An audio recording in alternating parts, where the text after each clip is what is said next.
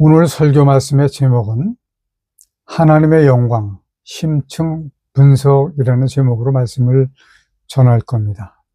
성경 말씀은 이사야서 52장 6절부터 7절까지 같이 봉독하겠습니다. 시작. 그러므로 내 백성은 내 이름을 알리라.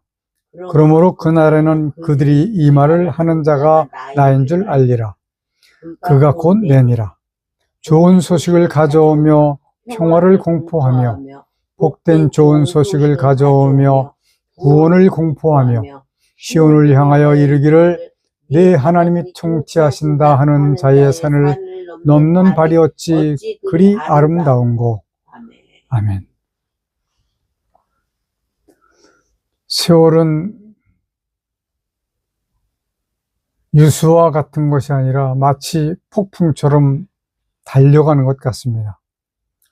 2024년 마지막 달 첫 주일 예배를 하나님께 드리게 됨을 감사하면서 오늘도 수많은 교회에서 많은 사람들이 하나님을 예배를 할 겁니다. 정말로 진심으로 바라기는 정말로 교회마다 하나님께서 받으실 만한 기뻐하시는 예배를 드리게 되기를 간절히 소망을 합니다. 자, 그러기 위해서 우선 예배자를 정의를 해보겠습니다. 예배자를 정의하는 데 있어서 세 가지로 구분을 할 수가 있겠죠. 첫 번째는 그냥 왔다 갔다 하는 교인이 있습니다. 둘째는 열심히 다니고 열심히 교회 신앙생활을 하는 교인이 있습니다. 셋째는 모든 수고는 자신이 하지만 하나님께 영광을 돌리는 성도가 있습니다. 저는 첫째와 둘째를 교인이라고 표현을 했고 셋째를 성도라고 표현을 했습니다. 교인은 처치 멤버, 교인일 뿐입니다. 교인이 변화가 돼서 성도가 되어야 될 줄로 믿습니다. 사람들은 저마다 하나님의 영광을 위해서 살아간다라고 이야기를 합니다. 기도할 적에도 하나님의 영광을 위해서 살게 해달라고 기도를 합니다. 그런데 문제가 뭐냐면 정작에 하나님의 영광이 무엇인지는 제대로 말을 하지 못한다라고 하는 것입니다. 오늘 우리 사랑하는 성도 여러분들은 정말로 하나님의 영광이 무엇인지를 크게 말하면서 전할 수 있는 성도가 되시기를 바랍니다. 아멘. 저는 오늘 한 통의 편지를 쓰려고 합니다. 이 편지를 낭송하면서 말씀을 전하겠습니다. 아무개 권사님, 안녕하세요. 권사님은 저 김성기 목사를 마치 이만희 신천지나 장길자 하나님의 교회나 또는 구원파 권신찬이나 박옥주나 유병원 같은 사람들의 물을 먹은 사람으로 생각을 하시는 것 같습니다. 그동안 제가 느끼기에는 권사님은 그렇게 규정을 하시고 그저 평범한 인간적 관계는 유지를 하시는 것 같이 느꼈습니다. 저는 오늘 이 편지를 통해서 분명히 말씀을 드리려고 합니다. 저는 그 사람들의 물을 먹은 적이 전혀 없습니다. 그 사람들의 이름도 어느 때는 가물가물해서 인터넷을 통해서 알아보는 실정입니다. 그러나 다행한 것은 오래전 일이죠. 제가 집필한 하나님을 기쁘시게 하는 음악이라고 하는 책이 많이 남아 있었습니다. 그 책을 어떻게든지 성도들에게 전하려고 동네의 공원에 무인 서점이 있는데 거기다 갖다 놨습니다. 계속해서 그 책이 없어졌습니다. 그 책에는 제가 스티커를 만들어서 붙여놨습니다. 책을 가져가도 좋습니다 라고 하는 스티커를 붙여 놓은 상태였는데, 하루는 전화가 와서 책을 서구에 있는 도서관이나 교회 그리고 목회자들에게 전달을 한 사람이라고 이야기를 하더라고요. 그래서 그를 만나서 이야기를 하다 보니까 그는 오래전에 유병원 쪽에 있다가 나온 사람이었다는 것을 알게 되었고, 그를 통해서 구원파에 대해서 좀 더 상세히 아는 그러한 기회를 갖게 되었습니다. 권사님, 저는 아주 작은 교단에서 안수받은 목사일 뿐입니다. 조금 전에 거론한 사람들은 모두가 이미 세상을 떠난 신앙촌 박태선의 제자이거나 이단으로 이미 규정을 받은 자들입니다. 저는 아주 극히 작은 교단에서 안수를 받았지만 대형 교단 큰 교회보다 더 알찬 목회를 하고 있다라고 생각을 하고 있습니다. 알찬 목회라고 하는 것은 교인이 많다는 이야기가 아닙니다. 교인도 극히 적은 수이지만 하나님의 구원에 도달할 만한 신앙의 소유자들이라고 하는 것입니다. 저는 이렇게 말씀을 드리는 이유가 있습니다. 먼저 말씀드린 이단들은 드러난 이단들입니다. 그러나 정작에 위험한 것은 드러나지는 않았지만 이단과 다름이 없는 기독교회가 너무 많다는 사실입니다. 이것조차도 두 가지로 이해를 해야 됩니다. 그 하나는 일반 기독교 간판을 걸어놓고 그 교회 목사가 이단, 특히 신천지로 넘어간 경우입니다. 전국에 3,000개, 즉 한 2년 전에 3,000개의 기독교가 일반 교회 간판을 걸어놓고 신천지 활동을 하는 교회가 3,000개가 넘는다고 그랬습니다. 아마 지금은 계략적으로 5,000개는 훨씬 넘을 거로 생각을 합니다. 자, 두 번째, 또 하나는 이단으로 넘어가지는 않았지만 하나님을 바르게 알지 못하고 목회를 하는 경우입니다. 사실 이것이 가장 큰 문제라고 봐요. 이러한 경우가 아닌 정상적인 교회는 그리 많지 않은 것이 현실이라고 하는 것입니다. 그러니까 이단이 아닌 것 같은데 실제로는 이단이 너무나도 많았다라고 하는 말씀이지요. 자, 이것에 대해서 중요한 것은 그 목사가 신학교를 어디 나왔느냐가 아닙니다. 누구에게서 배웠느냐도 아닙니다. 우리는 오래전서부터 그 문헌을 통해서 보았을 때 학교를 이야기하지 아니하고 누구의 제자인가가 중요하다라고 배워왔습니다. 그러나 오늘 제가 드리는 말씀은 좀 다릅니다. 누구에게서 배웠느냐도 아니고 하나님의 말씀을 통해서 어떻게 깨달았느냐라고 하는 것이 중요한 것입니다. 교수가 좀 가르치는 것이 부족한 것 같더라도 본인이 순간순간 깨닫는 것은 배우는 사람의 몫이라고 하는 것입니다.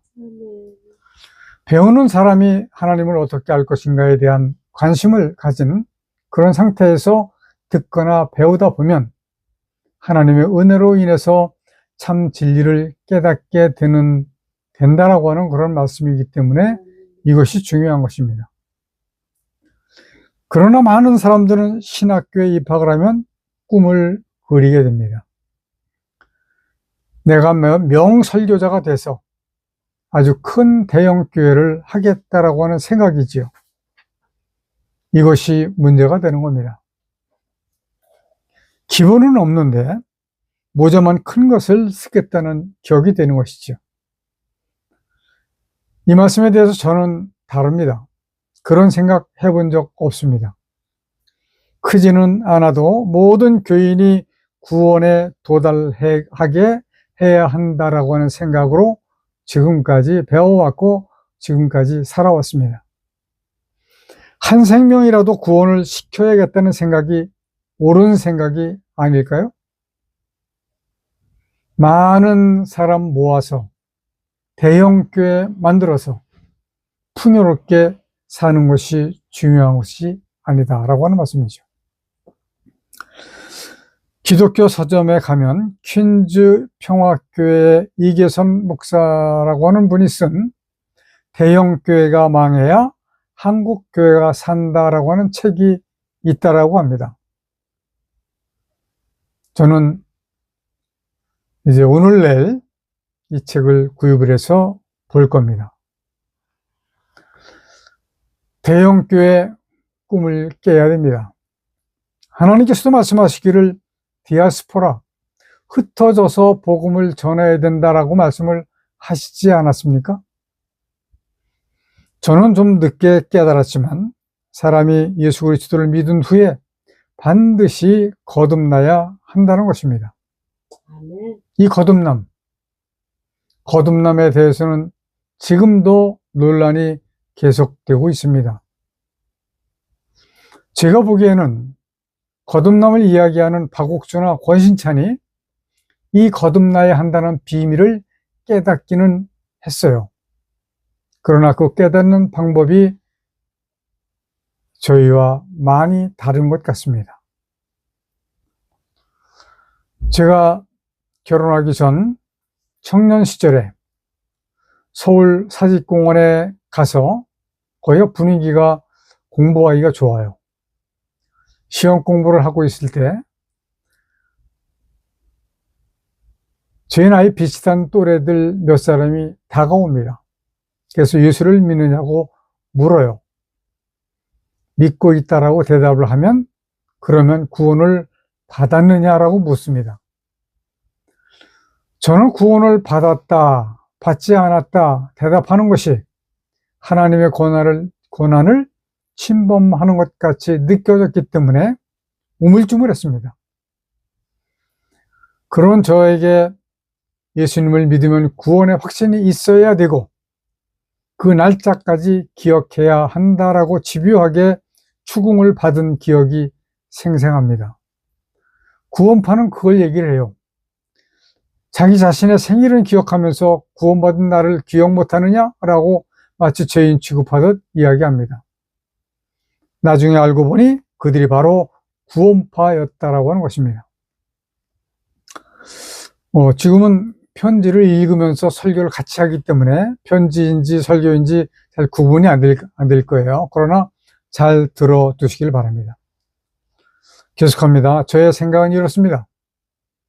목숨을 다해서 예수 그리스도를 믿고 여호와 하나님을 섬기지만 언제 구원을 받았다라고 하는 날짜를 기억하는 것은 전혀 중요한 것이 아니다라고 하는 생각이죠. 제가 신학 공부하는 곳은 일반 작은 장로교단 신학교지만 겸해서 수학한 곳은 청교도입니다. 제가 후에 생각해 보니까 청교도도 일반 청교도가 아니라 정통 청교도였다라고 생각을 합니다. 자, 생각해 보면 깨달음이라고 하는 것은 저나 박옥수가 같습니다. 그러나 깨달음의 방법이 많이 다르다라고 하는 말씀이에요. 그들은 말하기를 구원받은 때를 기억해야 한다라고 하지만 저는 그것을 알 필요가 없다. 마지막 그때에 구원을 받느냐 받지 못하느냐 이것이 중요한 것이지 깨달은 날을 기억해야 구원을 받는 것은 아니라고 하는 것이죠. 또 그들은 말하기를 구원받은 자는 회개가 필요 없다라고 말을 합니다. 한 번 구원은 영원한 구원이다 라고 이야기하는 것이죠. 저는 사람은 언제나 죄의 근성이 있기 때문에, 왜냐하면 마귀가 공중권세를 빼앗아 갔기 때문에 그런 겁니다. 이것을 잊어서는 안 돼요. 그러므로 회개는 날마다 수행이 되어져야 하는 필수 품목이다 라고 생각을 합니다. 아마 그들은 이 세상의 악한 마귀의 권세 아래에 있음을 깨닫지 못하는 것 같습니다. 그래서 저는 늘 강조하는 것이 이 세상은 악한 마귀의 권세 아래에 있다라고 하는 것을 기억해야 된다라고 늘 말씀을 드리는 이유가 거기에 있습니다. 자, 그들은 말하기를 거듭나야 구원을 받는다고 하면서 중생을 경험해야 한다고 말하는데 저는 이렇게 말하겠습니다. 거듭나야 구원을 받는 것 맞습니다. 그러나 거듭나는 방법이 하나님의 뜻을 아는 것입니다. 아멘. 이 하나님의 뜻도 세 가지로 구분을 해야 될 것 같습니다. 첫째는 하나님께서 하나님의 나라에서 점 하나에 불과한 이 천지를, 하늘과 땅을 왜 창조하셨는가를 아는 것입니다. 둘째는 이 험한 땅에 독생자께서 왜 오셨나를 아는 겁니다. 세 번째는 창조하신 천지를 어떻게 하실 것인가를 알아야 하는 것입니다.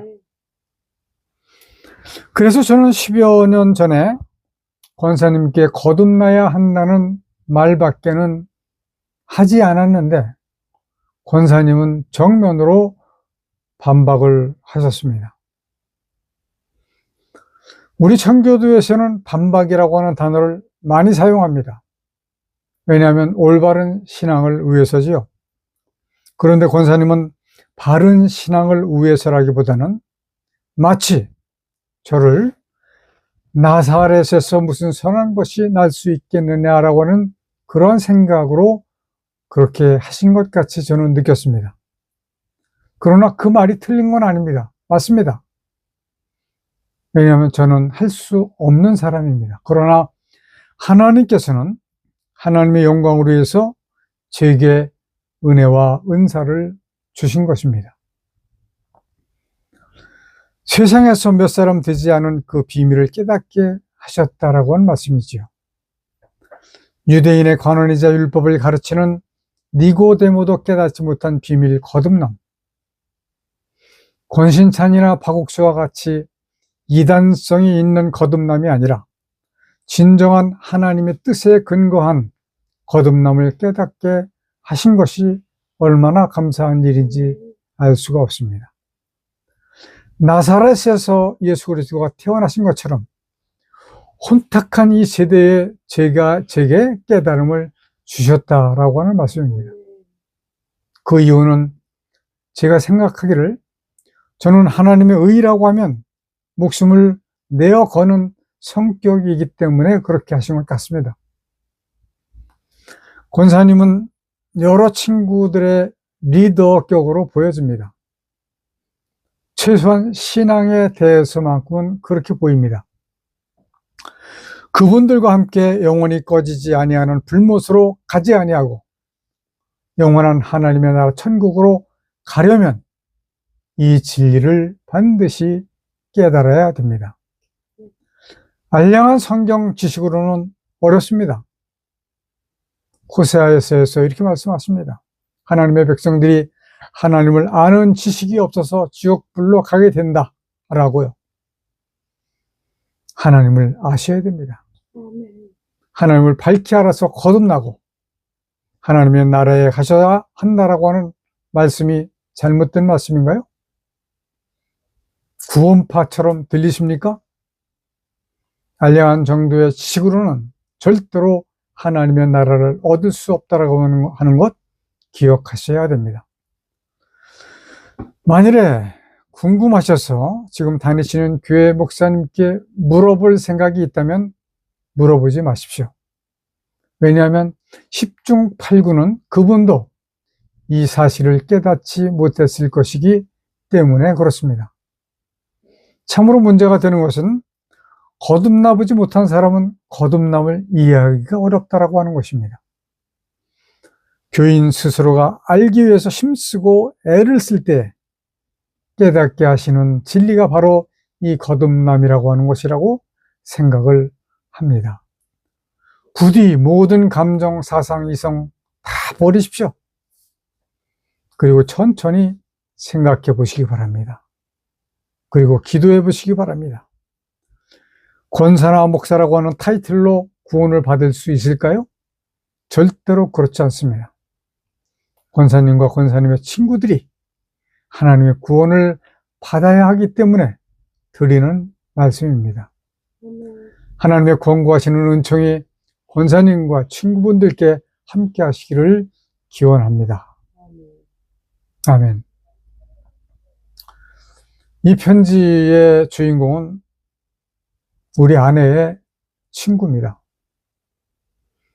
저는 이 깨달음을 받으면서 바로 그들도 구원을 받아야 되겠다라고 하는 생각이 들어서 이야기를 했는데 바로 공격이 들어오더라고요. 자, 지금까지는 잠잠했는데 이 편지를 가지고 그들을 다시 전도를 할 생각이 있습니다. 자, 하나님의 영광을 무엇으로 여러분들은 말할 것인가요? 하나님께서는 말씀으로 하늘과 땅을 창조하신 분입니다. 오늘날의 과학은 하늘을 찌를 듯이 올라가고 있습니다. 테슬라라고 하는 자동차 회사에서는 뭐라 그러죠? 그 무인이 아니라 자동으로 자동차가 그 목표지를 가는 그런 차를 목표로 해서 지금 회사를 운영하고 있다라고 합니다. 물론 모든 자동차 회사에서 다 이것을 지금 추진하고 있지만 어디서 먼저 성공을 할지는 모르죠. 이러한 과학도 하나님께로부터 근거하고 있다라고 하는 사실입니다. 그러나 하나님께서 필요한 것이 전혀 없으실 것 같은데 필요한 것이 있으시다라고 하는 말씀입니다. 필요할 것이 없으실 것 같은 하나님께서 필요하신 것이 있다. 그것은 하나님의 나라에서 하나님과 함께 영원히 살아갈 하나님의 구원을 얻은 하나님의 백성들입니다. 자, 생각해 보십시오. 세속에 속한 모든 사람들도 하나님을 모르는 사람은 없습니다. 그러나 바르게 알지는 못한다라고 하는 사실입니다. 만약에 그들이 바르게 하나님을 알게 된다면 하나님을 섬기지 않을 수가 없죠. 전도의 방법이 바뀌어야 된다라고 하는 늘 말씀을 드리는 것은 하나님을 올바르게 알게 하는 것이 바로 전도입니다. 그러면 하나님의 백성이 안 될 수가 없어요. 하나님을 바르게 알지 못하는 세속인들, 교인들도 마찬가지입니다.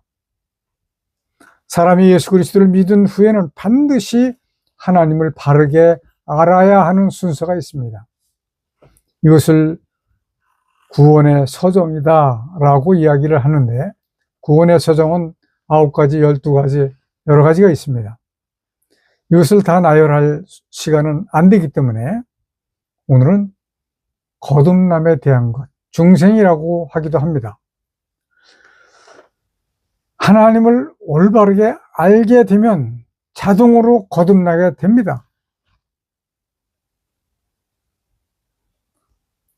그런데 하나님께서는 욥기서와 같이 사단과의 약속이 있으셨습니다. 그것은 구원받은 하나님의 백성의 소유입니다.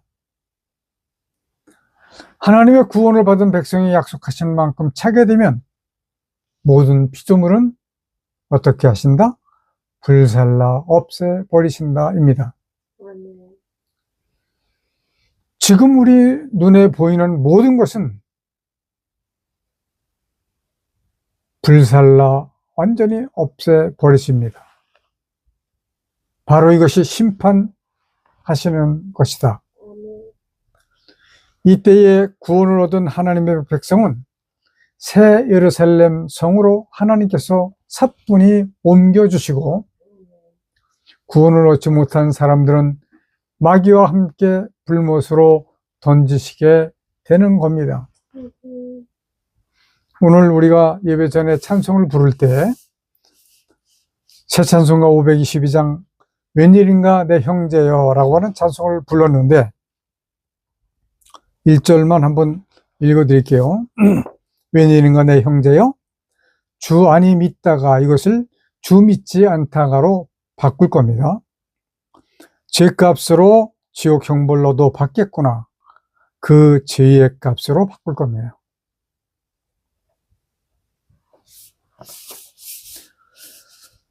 자, 이 심판 때 우리가 하나님께로부터 하나님의 나라 새 예루살렘 성으로 사뿐히 옮겨질 것이냐, 구원을 얻지 못한 사람들과 함께 마귀와 함께 불못으로 던짐을 받을 것이냐, 이것은 여러분과 저의 선택입니다. 그러므로 마귀를 멸하시려고 지으신 하늘과 땅이라고 하는 것입니다. 하늘과 땅을 창조하신 그 목적이 바로 마귀를 멸하시기 위해서 지으신 것이다. 성경에는 마귀의 일을 멸하시려 함이니라 이렇게 말씀하셨어요. 이것도 깊은 뜻이 있습니다. 마귀를 멸해서 없애버리면 마귀는 편한 거예요. 멸하시지 아니하시고 마귀의 일을 끝내고 불못으로 던지셔야 하기 때문에 멸하시지는 않습니다. 사람을 약정하신 만큼 구원하셔야 하지만 마귀를 멸하시는 사역이 완성되어지는 것이고 그때에 바로 모든 피조물은 불사르시는 것이다 라고 하는 말씀입니다. 베드로후서 3장 7절 말씀이에요. 베드로후서 3장 7절. 사람을 구원하시는 사역은 우리 믿는 성도들에게 주신 성도의 의무입니다. 하나님께서 친히 전도를 하시는 게 아니에요. 성도들이 하나님을 알게 하는 전도를 통해서 성도들을 모으시는 겁니다. 이것이 바로 성도들에게 주신 사역이라고 하는 것이죠. 자, 구원을 얻지 못한 교인들에게는 이렇게 말씀하십니다. 소경이 소경을 인도하게 되면 배나 더 지옥 자식을 만든다고 마태복음 23장 15절에서 질책을 하시는 거예요. 그러므로 하나님의 영광은 첫 번째, 나 먼저 하나님의 구원에 이르는 것입니다. 나 먼저 구원에 도달하지 않으면 눈뜬 소경이 되는 거예요. 그래서 내가 구원에 도달하지 않은 상태에서 전도를 하면 배나 더 지옥 자식을 양산하는 결과가 나온다라고 하는 말씀입니다. 구원을 받아서 소경이 아니라 하나님께서 역사하시는 빛으로 하나님의 말씀으로 밝히 구원에 이르지 못한 교인들 그리고 세상에 있는 생명들을 구원의 길로 인도해야 되는 것이 우리들에게 주신 몫이라고 하는 말씀입니다. 자, 하나님의 영광 두 번째는 예수를 믿은 후에 거듭나고 예수 그리스도의 복음을 온 천하에 전파해야 되는 겁니다. 이것들은 하나님의 천지를 창조하신 본래의 뜻이에요. 지금까지 우리가 알고 있었던 범사에 감사하라, 항상 기뻐하라, 쉬지 말고 기도하라 라고 하는 하나님의 뜻은 사람을 향하신 하나님의 뜻입니다.